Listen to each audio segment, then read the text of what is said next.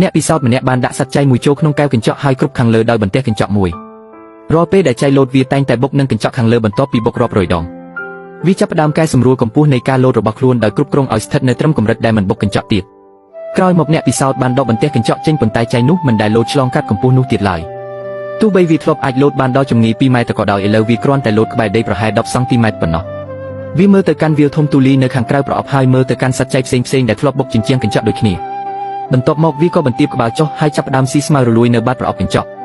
ពេលចៃផ្សេងលើកទឹកចិត្តឲ្យវាលោតចេញទៅក្រៅវាក៏សើចចំអកវិញថាអ្នកមើលទៅខាងក្រៅទៅមិនមានផ្លូវនិងមិនមានអ្វីអស្ចារ្យនោះឡើយ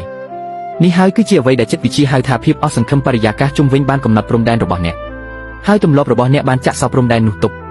នៅពេលមនុស្សម្នាក់រស់នៅក្នុងស្ថានភាពប្រាក់ខែទាបការធ្វើការលើម៉ោងការទំនាក់ទំនងគ្មានប្រសិទ្ធភាពឬការវាយតម្លៃដែលបង្កសម្ពាធយូរពេកខួរក្បាលនឹងបង្កើតបានបន្ទះកញ្ចក់